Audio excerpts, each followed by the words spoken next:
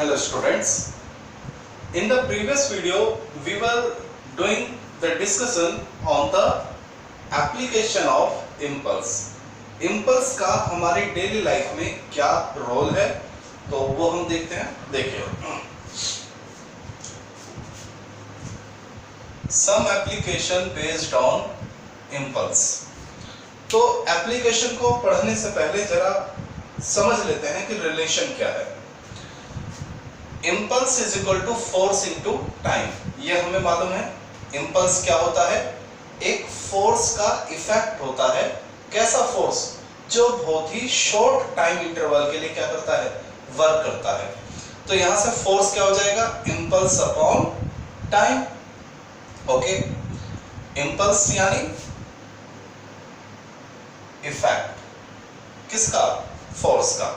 चलिए, तो यहां देखिए, force is impulse is equal to force into time. तो फोर्स क्या हो जाएगा? Impulse upon time. यानी ये दोनों टाइम और फोर्स एक दूसरे के क्या हैं? इनवर्सली हैं. टाइम जितना ज्यादा होगा फोर्स उतना ही क्या हो जाएगा? कम हो जाएगा. इनवर्सली में क्या होता है? देखिए, डायरेक्टली प्रोपोर्शनल का मतलब क्या होता है? फिजिक्स में दो चीज होती हैं. x directly proportional y. इसका क्या मतलब है? y ज्यादा तो x ज्यादा, y कम तो x कम. यानी अगर x इंक्रीज होगा तो y इंक्रीज होगा और x डिक्रीज होगा तो y भी क्या होगा? डिक्रीज. यानी ये दोनों एक साथ बढ़ते हैं और दोनों एक साथ घटते हैं. और कई बार फिजिक्स में आपको ये रिलेशन मिलेगा इनवर्सली का. तो इसमें क्या होता है? इसमें अगर y इंक्रीज होगा तो x डिक्रीज हो जाएगा और y डिक्रीज होगा तो x इंक्रीज. यानी इनवर्सली में रिवर्स इफेक्ट होता है. एक बढ़ता है, एक घटता है. ओके, क्लियर बच्चों? तो ये तो पूरी फिजिक्स में जब तक आप फिजिक्स पढ़ोगे ये बात आपको याद रहनी चाहिए. तो चूंकि ये दोनों एक दूसरे के क्या हैं? इनवर्सली प्रोपोर्शनल हैं. तो यानी टाइम अगर बढ़ा दिया जाए तो फोर्स क्या हो जाएगा? कम हो जाएगा. और फोर्स अगर कम हो गया तो उसका इफेक्ट भी क्या हो जाएगा? कम हो जाएगा. क्या ये बात समझ आ गई? ओके, तो अब जरा डेली लाइफ में समझेंगे.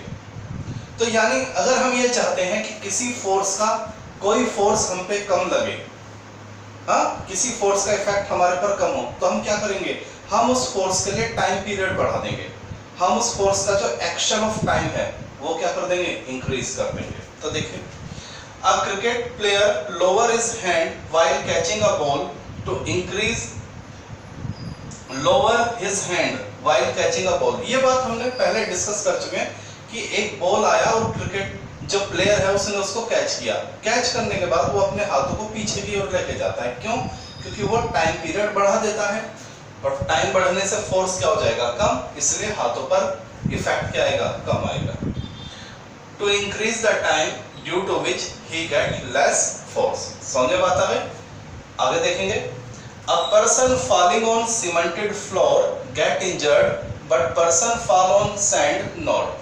अगर एक आदमी सीमेंटेड फ्लोर पर जंप करेगा तो उसके पैरों को चोट लगती है. लेकिन अगर वही आदमी एक मिट्टी के फ्लोर पर या एक रेत के फ्लोर पर जंप करेगा तो उसको चोट नहीं लगती. क्यों? क्योंकि जब पर्सन सीमेंटेड फ्लोर पर जंप करता है तो वो एकदम सडन क्या हो जाता है? रुक जाता है. वो फर्श दबता नहीं है. लेकिन मिट्टी पर अगर आप या रेत पर जंप करोगे तो आप एकदम नहीं रुकते हो. थोड़ी देर तक वो मिट्टी या रेत डाउन जाती है, धंसती है. क्लियर हो गई? तो यानी जो टाइम पीरियड है वो क्या हो जाता है? बढ़ जाता है. इसलिए हमारे पैरों को चोट नहीं लगती जब हम मिट्टी पर या रेत पर कूदते हैं. लेकिन सीमेंट पे अगर हम कूदेंगे, सीमेंटेड फ्लोर पर, पक्के फ्लोर पर, तो हमें चोट लग जाती है. तो रीजन वही है. सीमेंट पे कूदते हैं तो टाइम कम, बॉडी आया, कांटेक्ट हुआ, एकदम रुक गई. लेकिन रेत या मिट्टी पे बॉडी आया और जैसी वो मिट्टी या रेत को टच करती है तो एकदम नहीं रुकती. थोड़ी देर के लिए वो क्या होती है?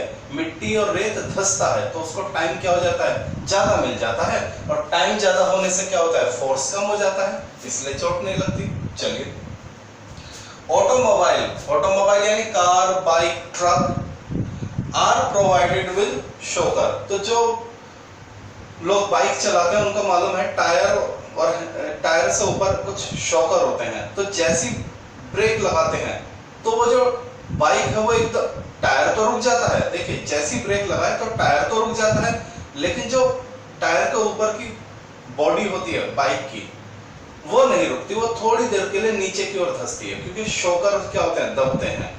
क्लियर हो गई बात है नहीं? तो इसलिए टाइम पीरियड क्या हो जाता है, टायर तो एकदम रुक जाते हैं, लेकिन जो बाइक का ऊपर का मटेरियल है वो थोड़ा सा दबता है, यानी उसको टाइम मिल जाता है, उसको इफेक्ट कम हो जाएगा उसके लिए। क्लियर हो गई बात है? Okay. Next, glass ware and china ware. जो मिट्टी के बर्तन होते हैं, आपने देखा होगा चीनी मिट्टी के बर्तन जो होते हैं या कांच के जो बर्तन होते हैं, उनको जब हम ट्रांसपोर्ट करते हैं तो उनको पैक करने से पहले उन बर्तनों के बीच में और अंदर पेपर या थोड़ा सा स्ट्रॉ, भूसा भर देते हैं। क्यों? इसलिए कि अगर कभी उनको झटका लगे, जर्क लगे, तो वे एकदम एक दूसरे के कांटेक्ट में ना आ पाए।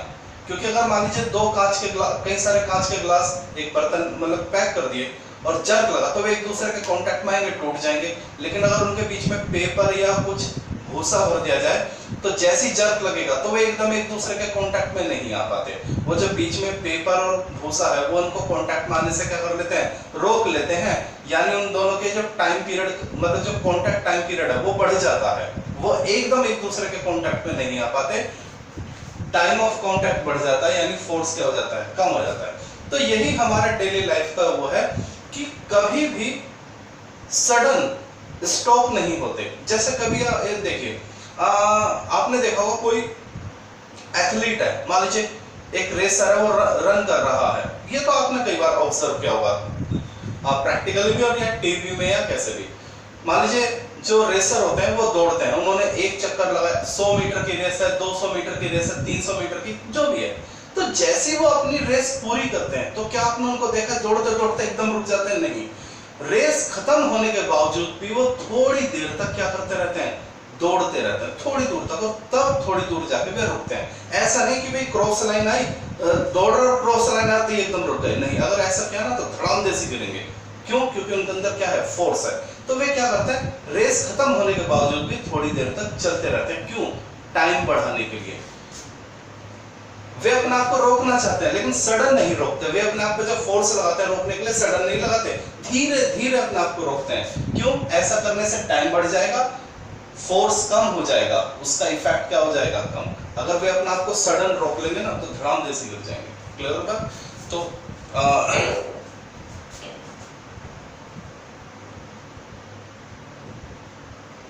athlete never stop themselves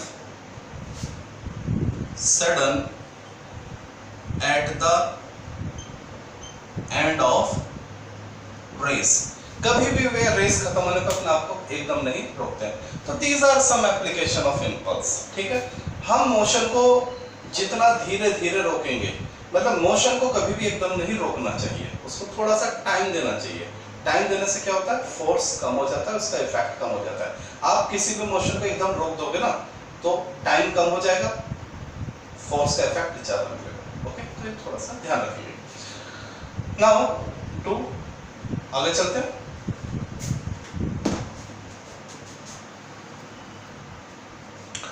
okay dear student, we have one more numerical NCERT example 5.5 based on the concept of impulse। देखेंगे इसको। इसमें बोला गया है two identical billiard ball strike a rigid ball with the same speed। Ball है,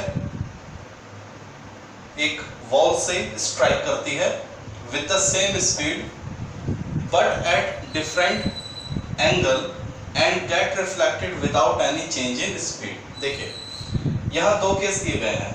पहला case, m मास की ball है, u वेलोसिटी से सीधा जाता है और उसी वेलोसिटी से वापस आ जाता है। दूसरे केस में फिर एक बॉल है m मास का और वो दीवार को हिट करेगा, लेकिन कैसे, परपेंडिकुलर नहीं, by making an angle 30 degree, और उतने ही एंगल से वापस आ जाता है। तो ये दो केस हमें गिवन है। हमसे क्या पूछा है, the direction of force on the ball due to each ball. दोनों ही केस में बॉल पे कितना फोर्स लगाएगा, ठीक है, डायरेक्शन पूछिए फोर्स, बॉल वॉल पे जो फोर्स लगाएगा उसकी डायरेक्शन। तीसरा, the ratio of magnitude of impulse imparted to the ball by ball, ये जो बॉल है इस पे कितना इंपल्स लगेगा, कहां से, बॉल से। तो ये दोनों केस हम करते हैं, बहुत ही इजी है और आपको थोड़े से अपने कंसेप्ट और क्लियर हो जाएंगे। तो लेट्स सॉल्व दैट। सबसे पहले प्यारे बच्चों सॉल्यूशन, हम केस 1 को सॉल्व करते हैं। We are going to solve the case 1, case A. ये है हमारा case A and this is case B. चलिए तो केस ए को सॉल्व करते हैं। प्यारे बच्चों आपको मालूम है इंपल्स क्या होता है, change in momentum, final momentum minus initial momentum. ठीक है, तो एक काम करते हैं, सबसे पहले हम इसमें फाइनल मोमेंटम निकाल लेते हैं। ठीक है, फाइनल मोमेंटम, फाइनल मोमेंटम क्या होता है, पीएफ। ओके, तो मोमेंटम क्या होता है, मास इनटू वेलोसिटी। तो देखिए इसमें इनिशियल वेलोसिटी क्या है, u, और फाइनल वेलोसिटी भी क्या है, u, क्योंकि जिस वेलोसिटी से गया टकरा के उसी वेलोसिटी से वापस आ गया। तो इनिशियल वेलोसिटी भी u है और फाइनल वेलोसिटी भी u है। तो फाइनल मोमेंटम क्या होगा, मास इनटू फाइनल वेलोसिटी। अब इसमें एक बात जरा मैंने आपको बताई थी बेटा, यह डायरेक्शन का हम बहुत जरा ध्यान रखेंगे। एक डायरेक्शन को प्लस लेंगे और एक डायरेक्शन को क्या लेंगे, माइनस। तो हम यहाँ साइन कन्वेक्शन कर लेते हैं। आप या तो इस डायरेक्शन को, देखिए आपकी चॉइस है, इस डायरेक्शन को प्लस लोगे तो ये डायरेक्शन माइनस हो जाएगी, और अगर आप ये वाली डायरेक्शन प्लस लोगे तो ये डायरेक्शन क्या हो जाएगी, माइनस। तो ये आपकी अपनी चॉइस है। तो हम क्या करते हैं, बताइए क्या करें। हम एक काम करते हैं, हम इस डायरेक्शन को क्या ले लेते हैं, माइनस, और इस डायरेक्शन को क्या ले लेते हैं, प्लस ले लेते हैं। एग्री? और आप चाहे तो रिवर्स भी कर सकते हैं, ऐसा कोई दिक्कत नहीं है।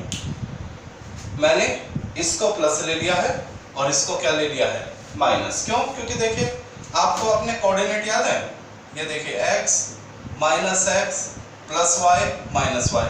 तो मैंने अपने कोऑर्डिनेट के हिसाब से ही चला हूं, यानी अगर कोई ऐसे जाएगा तो प्लस है और कोई ऐसे जाएगा तो माइनस। ठीक है, तो देखिए जो ऐसे जा रहा है उसको मैंने प्लस ले लिया, जो अपोजिट जा रहा है इस डायरेक्शन में उसको मैंने माइनस ले लिया। ओके, चलिए नाउ लेट्स डू। तो हम क्या निकाल रहे हैं, final momentum, mass into final velocity.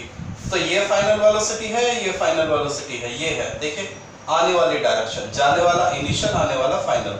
तो ये किधर है, प्लस के डायरेक्शन में या माइनस के डायरेक्शन में। तो आप कहोगे फाइनल डायरेक्शन जो है वो फाइनल वेलोसिटी माइनस के डायरेक्शन में है, तो यहाँ पर क्या जाएगा, माइनस का u is equal to minus के mu। क्लियर हो गई बात? चलिए इनिशियल मोमेंटम निकालते हैं। इनिशियल मोमेंटम, इनिशियल मोमेंटम क्या हो जाएगा, pi, तो मास इनटू वेलोसिटी। तो देखिए initial momentum mass into initial velocity. तो इनिशियल वेलोसिटी क्या है, ये जितनी वेलोसिटी से वो चला था दीवार की तरफ, और ये किधर है, प्लस के डायरेक्शन में। तो ये क्या हो जाएगा, प्लस u, यानी प्लस का mu। प्लस लिखने की जरूरत नहीं है, mu आ जाएगा। ठीक है, ये यहां भी लिखने की जरूरत नहीं है, mu। क्लियर हो गया? क्योंकि ये किधर है, प्लस के डायरेक्शन में, इनिशियल वेलोसिटी के डायरेक्शन में, प्लस में। तो क्या ये बात समझ आ गई? ओके।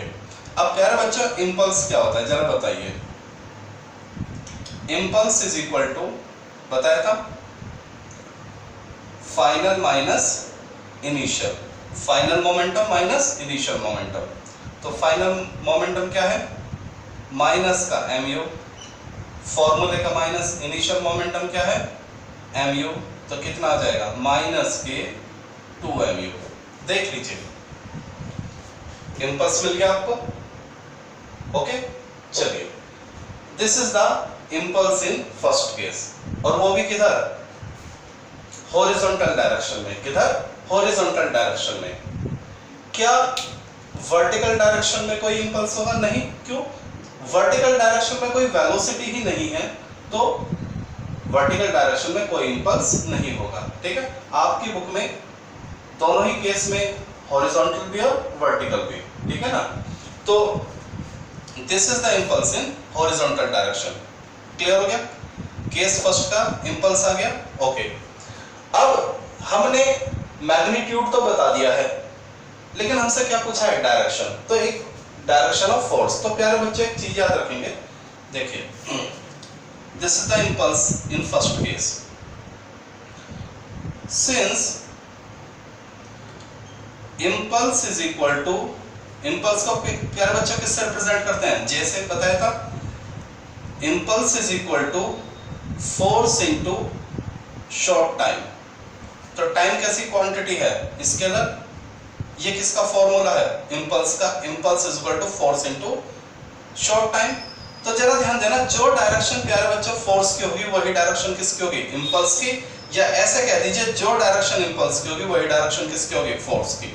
तो direction of force is same as direction of impulse. Clear हो गया? तो याद रखेंगे, फोर्स की डायरेक्शन वही होती है जो इंपल्स की डायरेक्शन होती है, या उल्टा बोल दीजिए, इंपल्स की डायरेक्शन वही होती है जो फोर्स की होती है। तो इसने फर्स्ट पार्ट में हमसे क्या पूछा था? The direction of force. Direction किसकी? फोर्स की। तो फोर्स की डायरेक्शन वही होगी जो इंपल्स की डायरेक्शन होगी। ओके, तो केस फर्स्ट में मैंने आपको इंपल्स बता दिया है और फोर्स की क्या बता दी है? डायरेक्शन। बॉल पर कितना इंपल्स लगेगा वो बता दिया है, ठीक है, और जो बॉल पर फोर्स लगेगा वो भी बता दिया है। Is that clear? चलिए अब हम इसका केस बी करते हैं, ये नोट कर लीजिए, ठीक है। तो इसको मैं साइड में लिख लेता हूं। केस 1 में इंपल्स कितना आया है? माइनस का 2 mu, क्योंकि ये मेरे को जरूरत पड़ेगी, क्योंकि हमसे रेशियो भी पूछा है इंपल्स का। चलिए, तो पहले मैं दोनों केसेस में इंपल्स निकालूंगा, फिर उनको डिवाइड कर दूंगा तो रेशियो आ जाएगा। This is done. आगे बढ़ेंगे।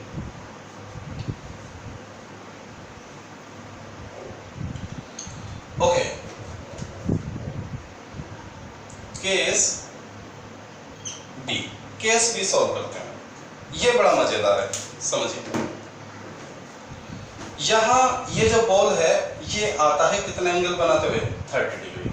मैंने एक बार आप प्यारे बच्चों आप लोगों को सिखाया था किसी भी वेक्टर को हॉरिजॉन्टल और वर्टिकल कंपोनेंट में तोड़ना, याद आ रहा है? अगर कोई वेक्टर कहीं से थीटा एंगल बनाता है तो उस डायरेक्शन में उसकी वैल्यू क्या हो जाती है? Vector cos theta. क्लियर हो गया? तो जरा इधर देखिए, ये जो वेलोसिटी है ये थीटा एंगल बनाती है किससे? इस हॉरिजॉन्टल लाइन से। तो जरा ध्यान देना, अगर मैं इस u की वैल्यू इस लाइन में ढूंढूं, ठीक है, तो क्या मिलेगी आपको? u cos 30। देख लीजिए, इस u की वैल्यू अगर आप यहां ढूंढेंगे, ठीक है ना, आप इस u को क्या कीजिए? कंपोनेंट में तोड़िए। ये जो u है ये वाला, ठीक है, देखिए ये u ऐसा आ रहा है, तो इसको कंपोनेंट में तोड़ेंगे तो ये कितना एंगल बना रहा है? 30। तो यहाँ इसकी वैल्यू क्या हो जाएगी? u cos 30, और यहाँ इसकी वैल्यू क्या हो जाएगी? u sin 30। याद आ रहा है? साइन कंपोनेंट हमेशा कॉस कंपोनेंट के क्या होता है? परपेंडिकुलर। तो ये जो u था इसको मैंने u cos और u sin में क्या कर लिया? कन्वर्ट कर लिया। तो ये जो ये है u, अच्छा जरा ध्यान देना, इसकी डायरेक्शन कैसे है? ऐसे। इस u की डायरेक्शन कैसी है? इधर। तो इसका जो u cos थीटा होगा उसकी डायरेक्शन भी इधर ही होगी। इस u की डायरेक्शन किधर है? दीवार की तरफ। तो इसका जो u cos थीटा होगा उसकी डायरेक्शन भी दीवार की तरफ ही होगी, u cos 30। क्लियर हो गया? और इसका जो ये है u cos 30 इधर, ओके। और वर्टिकल डायरेक्शन में, ठीक है, अगर ये दीवार की तरफ है तो ये डायरेक्शन होगी इसकी u sin 30। देख लीजिए, एरो पे ध्यान दीजिए। अगर इसके डायरेक्शन इधर है, इसको मैं नाम दे देता हूं O पॉइंट, O।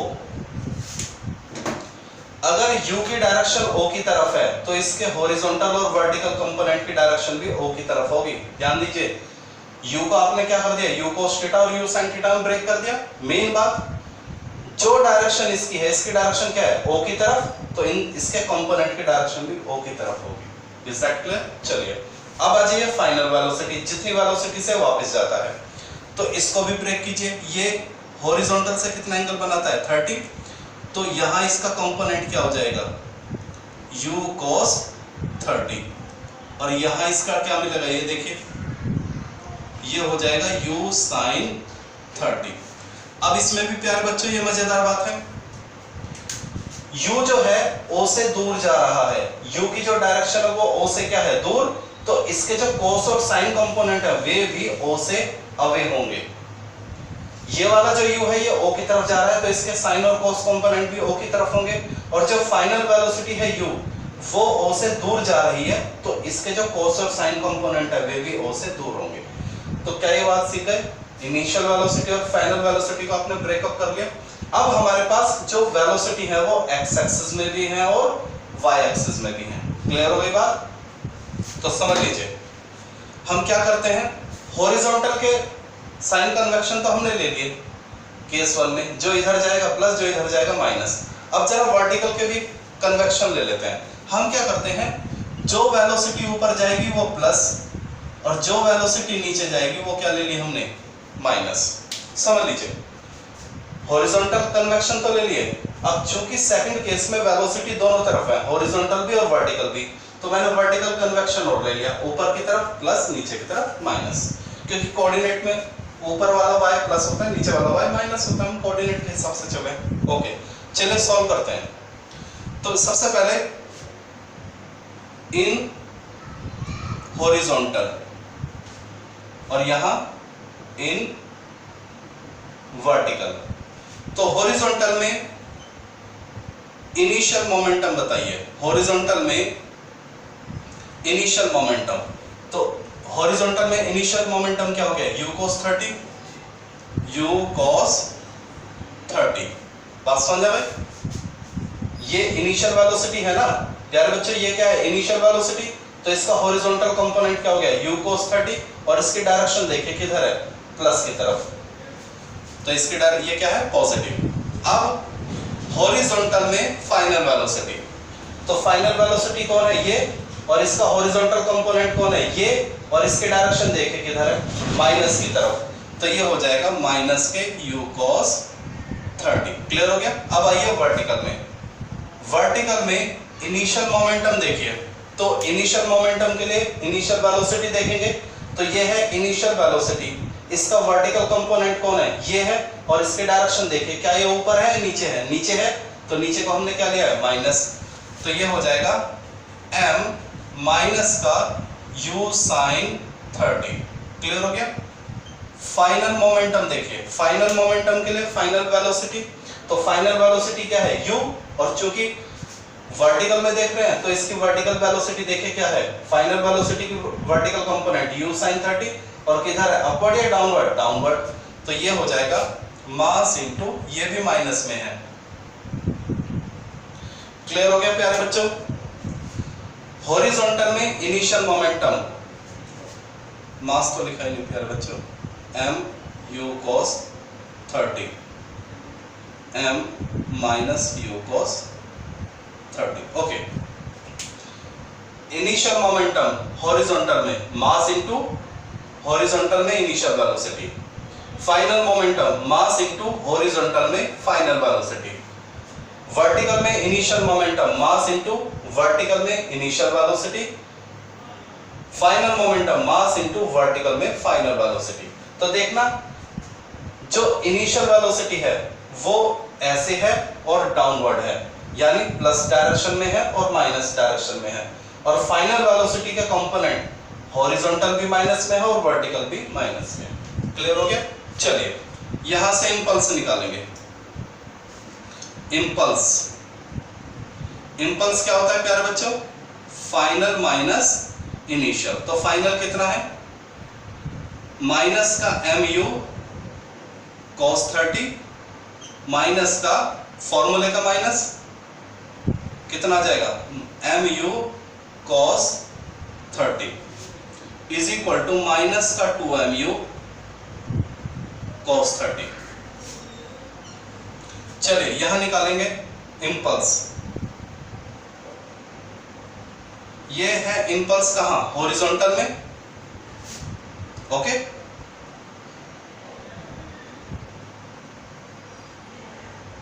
इंपल्स किधर, हॉरिजॉन्टल डायरेक्शन में, और ये इंपल्स क्या है, वर्टिकल डायरेक्शन में।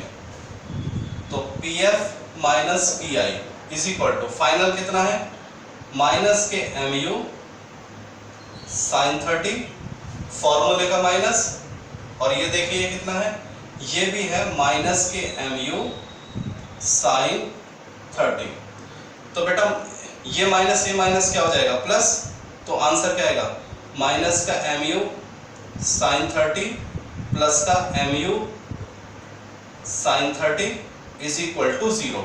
तो वर्टिकल डायरेक्शन में तो इंपल्स कितना आ गया, 0। तो वर्टिकल डायरेक्शन में फोर्स भी क्या होगा, 0। फोर्स ऑन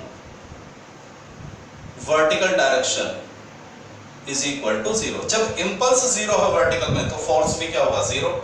और ये कितना हो जाएगा, माइनस का 2mu। प्यारे बच्चों cos 30 की वैल्यू क्या होती है, हाँ बताइए, what is the value of cos 30, √3/2।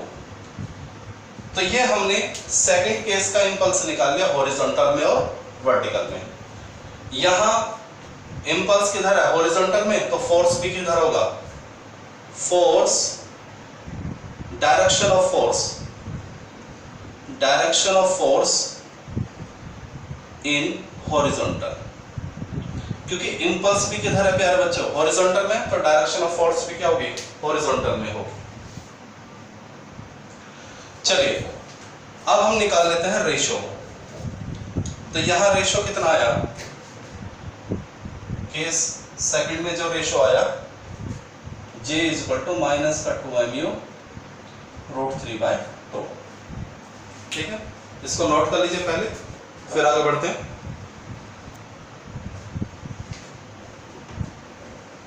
चलिए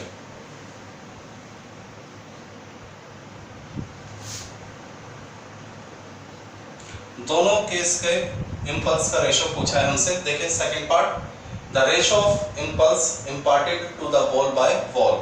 तो देख लीजिए, इंपल्स ऑफ केस ए